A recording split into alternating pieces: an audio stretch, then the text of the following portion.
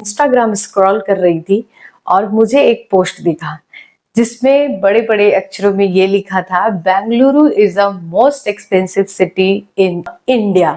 तो क्या ये सच है? मैं ये आज आप लोगों के साथ शेयर करने वाली हूँ कि क्या सच है, कितना सच है। बिकॉज बेंगलुरु में रहते हुए टोटल मुझे 6 ईयर हो चुका है, तो मुझे काफी आइडिया लग चुका है कि कौन सा चीज कहाँ मिलता है। लाइक बेस्ट डोसा आप कहाँ खा सकते हैं, बिरयानी आपको कहाँ अच्छा मिल सकता है, ऑफिस जाने में कितना ट्रैफिक लगेगा, सैटरडे को कौन से टाइम पे निकलने से ट्रैफिक हमें कम मिलेगा, या फिर पर्टिकुलर हमें वाटर बिल कितना आएगा, रेंट का क्या मतलब कि यहाँ कॉन्सेप्ट चलता है।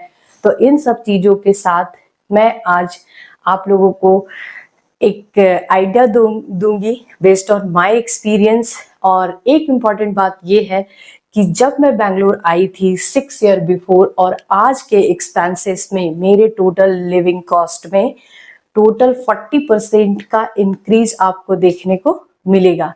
तो ये मैं कैसे मैनेज करती हूँ इस तरीके से, अगर ये 5 LPA अगर आपका पैकेज है, 3 LPA, 6 LPA, तो क्या ये पॉसिबल है बैंगलोर के लिए? आप किस तरीके से अपने चीजों को मैनेज कर सकते हैं? तो चलिए मैं वीडियो में आगे बढ़ते हैं और आप लोगों के साथ शेयर करते हैं। तो प्लीज अगर आपको बहुत ज्यादा बोर कर रहा होगा ये वीडियो, तो आप वीडियो देख के स्किप करें प्लीज क्योंकि मैं कुछ अच्छा चीज बताऊंगी ताकि आपका थोड़ा हेडेक कम हो। Although Bengaluru is a very expensive city, but still लोगों का चॉइस होता है, लोग यहाँ आना चाहते हैं क्योंकि कुछ तो बात है बैंगलोर में। मैं भी मानती हूँ और जो इस वीडियो को बैंगलोर से देख रहे होंगे वो भी मानते होंगे, क्योंकि यहाँ का वेदर इतना अच्छा है, यहाँ पे लोगों को अपॉर्चुनिटीज बहुत ज्यादा है। ये यंग सिटी के नाम से भी बहुत ज्यादा फेमस है, सिलिकॉन वैली है ये। यहाँ पे लोगों का लाइफ स्टाइल बहुत सडन से चेंज होता है, ड्रास्टिकली इसमें चेंज आपको देखने को मिलेगा। तो इस सभी चीजों को मैं कैसे अपने साथ एक्सपेंसेस के साथ, एक कपल और एक बेबी के साथ मैं यहाँ कैसे मैनेज करती हूँ, वो मैं आप लोगों के साथ शेयर करूंगी। सो दैट अगर आप बैचलर है तो आपको एक आइडिया लग जाएगा, अगर आप सिर्फ कपल है तो भी आइडिया लग जाएगा, और मेरे साथ 3 फैमिली है तो भी आपको आइडिया लग जाएगा। तो सबसे पहले बात करते हैं यहाँ के रेंट कॉस्ट का। क्या आपको रेंटल पे करना पड़ता है? तो अगर आप फैमिली के साथ रह रहे हैं तो अप्रॉक्स यहाँ पे 2 BHK और 3 BHK का मिनिमम रिक्वायरमेंट होता ही है। तो उसके लिए यहाँ पे कम से कम 18,000 रुपीज पे करना पड़ता है। इसके साथ एक जो यहाँ का रूल है बेंगलुरु में, वो आपको 5 टाइम्स और 6 टाइम्स आपको security money as a deposit पे करना पड़ता है। तो अगर आप रेंट के लिए सोच रहे हैं, रेंटल लेने के लिए, तो इसमें आपको 1 to 1.5 lakh rupees as a deposit आपको सबसे पहले रखना है, तभी आप रेंट कहीं पे भी ले सकते हैं। बट इन केस ऑफ अगर आप पीजी में रह रहे हैं या फ्रेंड्स के साथ ग्रुपिंग करके रह रहे हैं, तो यहाँ पे कॉस्ट वेरी करता है, जिसका मुझे बहुत ज्यादा आइडिया नहीं है। 5,000 to 6,000 आई थिंक उनका जो एक्सपेंसेस होता है। तो इन सभी चीजों के साथ अगर आप रेंट सर्च करना चाहते हैं तो बेस्ट आप सर्च कर सकते हैं नो ब्रोकर्स, housing.com। ये जो अच्छे फैसिलिटीज देते हैं, अगर आप कहीं दिल्ली, मुंबई या आउटसाइड बैंगलोर रह रहे हैं तो आप इजीली वहां से रेंट हाउस फाइंड आउट कर सकते हैं। बट इसमें एक इम्पॉर्टेंट बात ये है कि रेंट आपका वेरी करता है। अगर आप नियर बाय ऑफिस लोकेशन में रह रहे हैं तो वहां का जो रेंटल कॉस्ट होगा वो 25,000 भी आपको पे करना पड़ सकता है। बट अगर आप 19-20 किलोमीटर डिस्टेंस में रह रहे हैं तो ये आपको 15,000 रुपीज तक भी कंपनसेट हो जाता है। बट समहाउ अगर हम जब ट्रांसपोर्टेशन का बात करेंगे तो ये दोनों एक दूसरे को कंपनसेट करता है। अब मैं बात करती हूँ यूटिलिटीज। तो यूटिलिटीज में मैं इंक्लूड की हूँ वाटर बिल, इलेक्ट्रिसिटी बिल और इंटरनेट बिल। तो यहाँ पे हम लोगों को बैंगलोर में वाटर जनरली परचेज करना पड़ता है, जो कि टैंकर वाटर होता है। अगर आप मेन सिटी बैंगलोर में रह रहे हैं तो वहाँ पे कावेरी वाटर का भी फैसिलिटीज है, बट उसके लिए भी कुछ कॉस्ट पे करना पड़ता है। बट मेनली यहाँ के लोग टैंकर वाटर पे ही डिपेंड रहते हैं। तो मैं टैंकर वाटर के लिए 700 रुपीज 5,000 लीटर के लिए पे करती हूँ। तो मुझे टोटल 3 टैंकर वाटर रिक्वायरमेंट होता है पूरे मंथ के लिए। तो टोटल मुझे यहाँ पे 7 इंटू 3 2100 रुपीज मुझे टोटल कॉस्ट पड़ता है वाटर बिल के लिए। अब मैं बात करती हूँ नेक्स्ट इंटरनेट बिल। तो इंटरनेट बिल मुझे 100 Mbps वो भी अनलिमिटेड डेटा के साथ 800 to 1000 रुपीज का कॉस्ट पे करना पड़ता है पूरे मंथ के लिए। अब नेक्स्ट मैं बात कर रही हूँ electricity bill.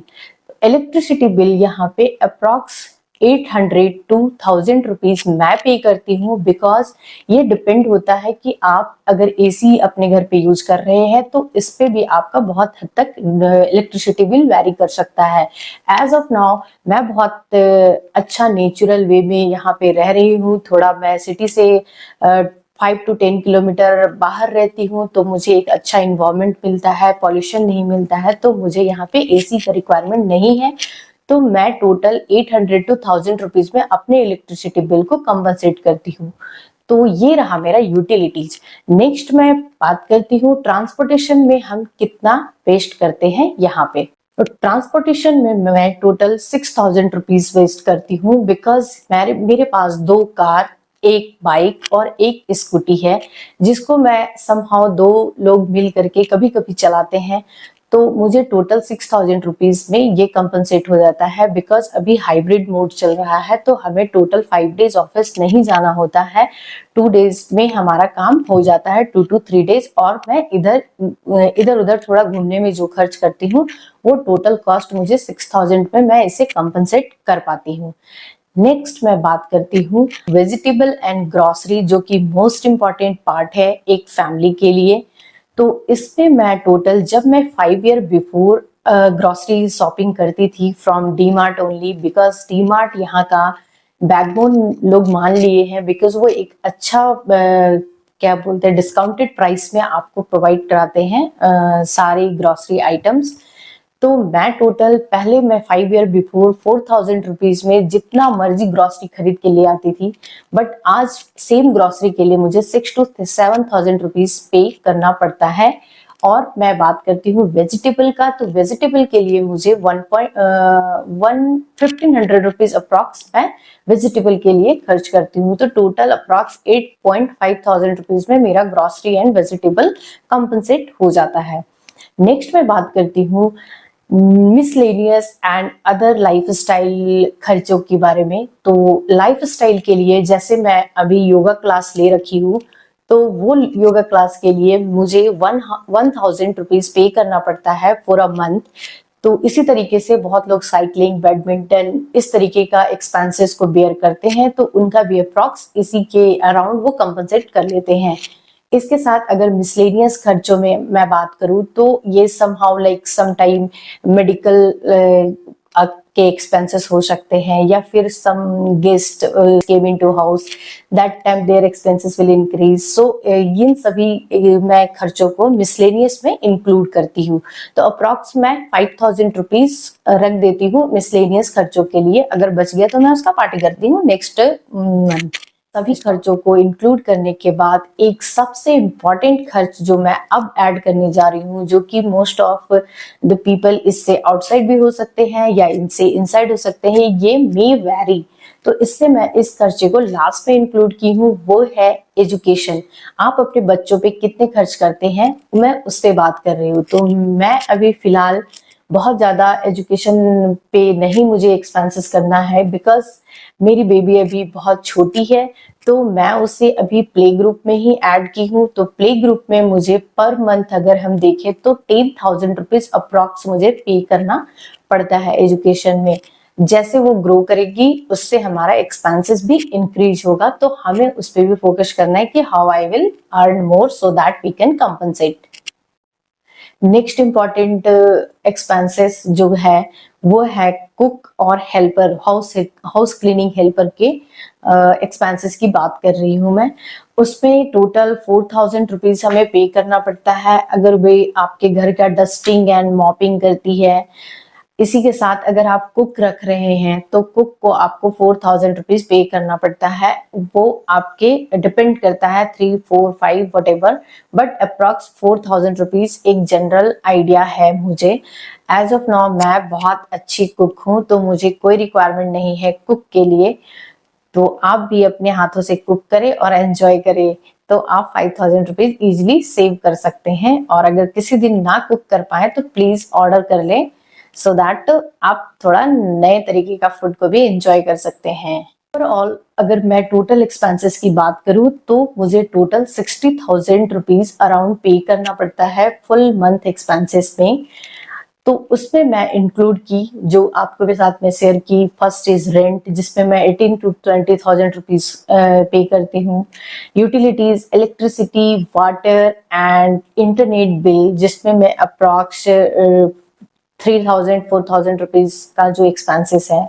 Some lifestyle and miscellaneous I included, so 5,000 rupees I compensated with that.